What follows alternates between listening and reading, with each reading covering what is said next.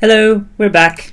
We're doing some really cool Markdown to PDF generation, and in this case, Markdown to EPUB and Mobi. And we were just about to do some Symfony DOM crawler stuff. So there's this library that Symfony makes that lets you load in some HTML into your into memory and crawl it like a browser, which is pretty cool. And I'm going to use this to build a table of contents. It's not particularly elegant because I should actually split this out into like different functions and classes of responsibility and all that. But I'm not doing that right now. What I am doing is forgetting where I was in my train of thought. I've just created a MIME type file and a folder for the EPUB book, and now I need to load in some HTML content. So HTML content is file get contents HTML file.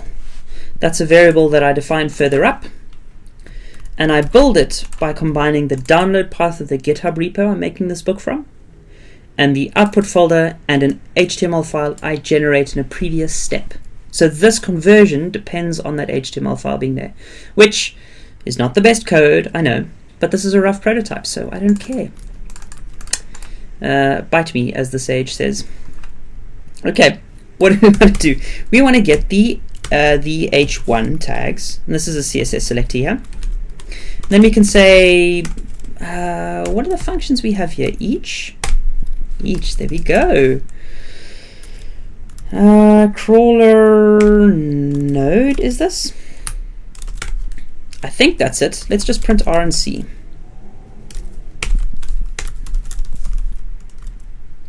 Let's see what happens when we run this again. Unable to filter with a CSS selector as the CSS selector is not installed. Ah, okay. So I need to do, let's go to packages and install a dependency for this then. Symfony CSS selector. There we go. Wowee, why didn't I do that before? Okay. I just put that line straight in. Why did I? Cool. So apparently you can only do XPath selection, I think, with the crawler unless you have this thing installed. But anyway, this seems fine. So I filter all H1s and then I can do stuff with them. This will be how I build the table of contents, hopefully.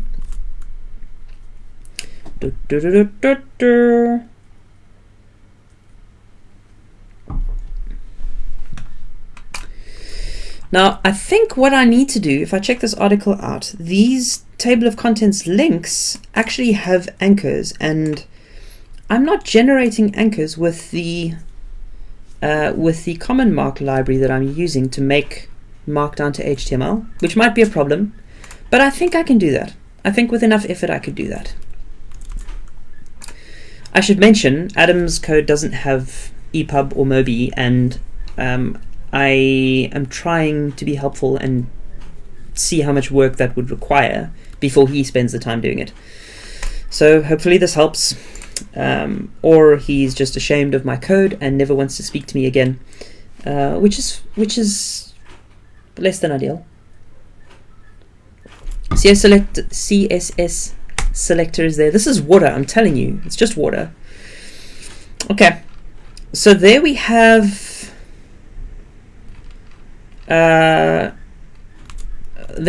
not great stuff. What's going on here? There's an array with some text content. I mean, this just seems like,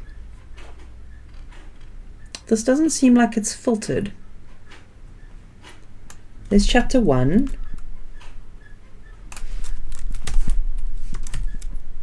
Text. Let's just get the text of each of these. Chapter 1, chapter 2. Actually, this is right. Whoa, what have I just done?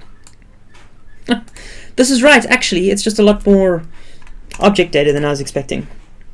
Okay, so headings. Let's make an empty array here, and let's use this by reference. which is terrible. But anyway, headings is node text content. And we should also try and work out what the how to do the anchors, but I'm not going to do them right now. What I am going to do is, this is interesting. It says that I need a total page count and a page max number, but I don't know what those are. I don't know what those are. This so I haven't actually read through this very well, it seems, because there are instructions for making a separate file that is a cover page or title page, which I assume gets rendered in like some library view of Kindle or wherever this thing's being loaded. But I need a table of contents file, which is what I'm working on at the moment. And then a container. In your text area, create a file called container XML and save it in a subdirectory below your HTML files called meta-inf. And it should be this thing. What does that actually...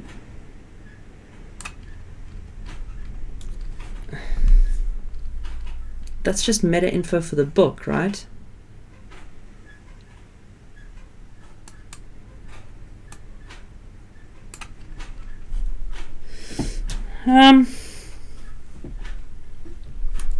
Okay. So it turns out this is actually a little bit more complex than I was hoping, which is not the worst thing. Let's download this Kindle Gen thing. Let's download this. And let's try and just convert the HTML with this to a Mobi file, because that'll be a nice quick win, and I can delay my work on the EPUB converter class and corresponding test. But before I leave that, let me mark this test as incomplete. This mark test is incomplete. There we go. With the message, EPUB is a pain. Hello, Brooker Codes. Hey, how you doing? I've never seen you here before. Welcome. EPUB is a pain, so when we run the tests again, it's going to tell us that this is incomplete, which is fine. I'll come back to this when I have a bit more patience and I'm trying not to bore people to literal death. Come on, check out, be quick. Anyway, yes, be quick. Be quick. Okay. Let's make a Mobi converter.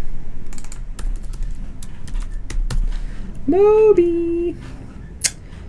And why is this giving me an error? I don't know. I don't know why it is.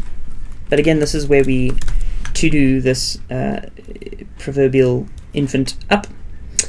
And let's create a test for this as well, because we need to track our progress on this.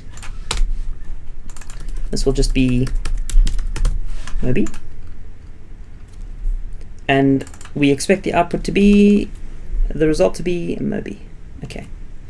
I'm going to add this to the dictionary, which is a horrible way to get rid of the warnings, but I'm doing it anyway. So there. Okay, now when we run this test,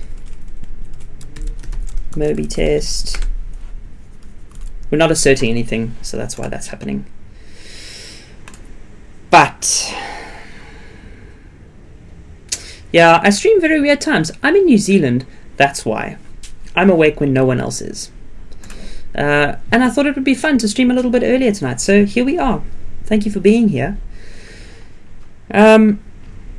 Okay, so I should have downloaded this by now. Let me install it quickly. It's just a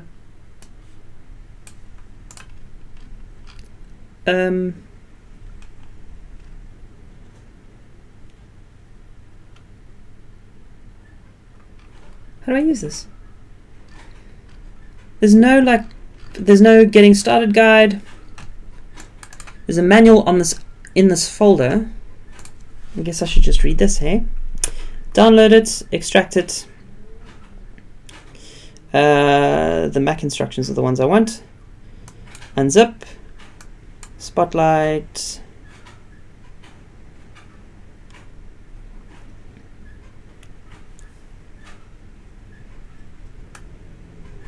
Copy that to the desktop. In the Finder window, locate the KindleGen program. Click and drag it to the terminal window. Drop it where the cursor is. The cursor inserts the path automatically and moves to the end of the line. In the Finder window, locate the document. Basically, run this program with the book as the first argument.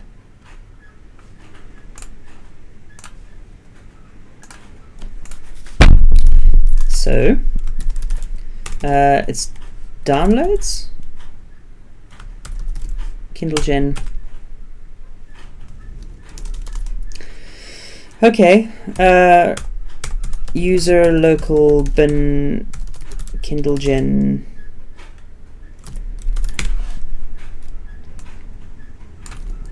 I can't remember. I can never remember the order of a symbolic link.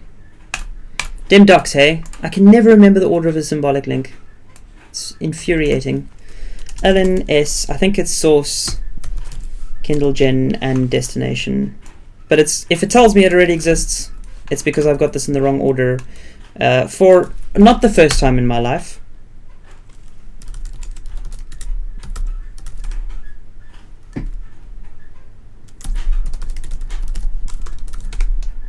Ha! I didn't get it in the wrong order. Anyway, it means that I should be able to do very similarly what I did to get a PDF to work, which is Moby,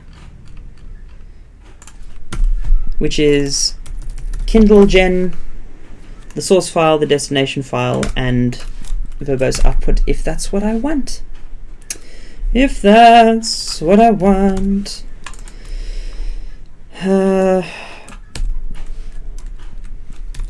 Maybe, let's see, do I have any more PDFs in this file? No. Super abstract. Super abstract. Source, then destination.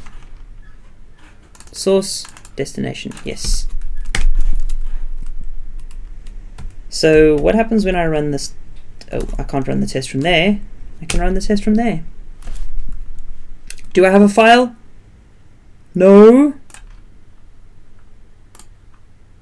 Moby test. Convert. Convert. This is why I have the verbose flag. Converter, set verbose.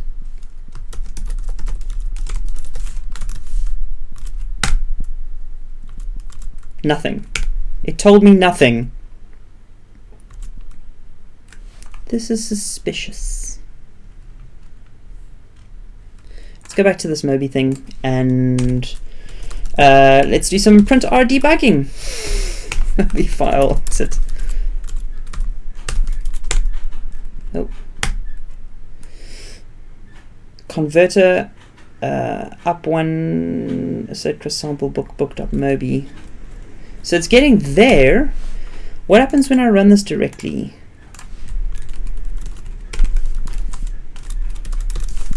Die, you command.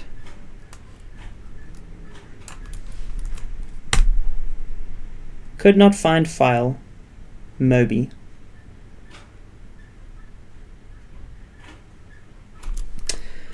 Oh. What happens if I don't pass it? Stupid. It converts it in the same folder? What? That's pretty bizarre. What does that look like? Opens with Kindle. That's pretty weird. I wonder if you have to use like a special argument, which I haven't found in the docs.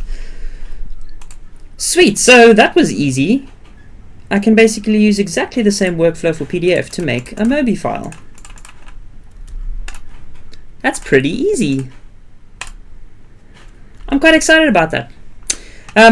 Unfortunately, I think that's all the time I have for you tonight. So I'm going to carry on working on this over the next few days. But I'm really encouraged by it, and I've got a bit of a challenge for myself, and that is to try and make this styled nice, look good. To try and make this look good, and to write a book with it. That's what I'm going to try and do. Again, for those lamenting that they got here late, you can go to YouTube and you can see the full stream in the archive videos later when I have put it there. Let's see, daily code. Dun, da, da, da. When this ever loads, daily code. You can see the archives there when I upload them. Thanks, Cam. Thank you, everyone, for being here and for being so talkative. I think this is the most I've ever interacted on a stream, and it's been awesome. I'm going to probably go watch some sci-fi or play Factorio or something, and I will see you lovely people on the internet sometime. Don't forget to hit the follow button if you want to know when more streams are happening like this, because you'll get email alerts and they're not spammy at all, I promise. Or you can follow me on Twitter and I'll announce the streams there, because sometimes I don't stream and then I say I'm not going to stream, or I point you in the direction of some other streamer. Thank you for being here. I'm going to go. See ya.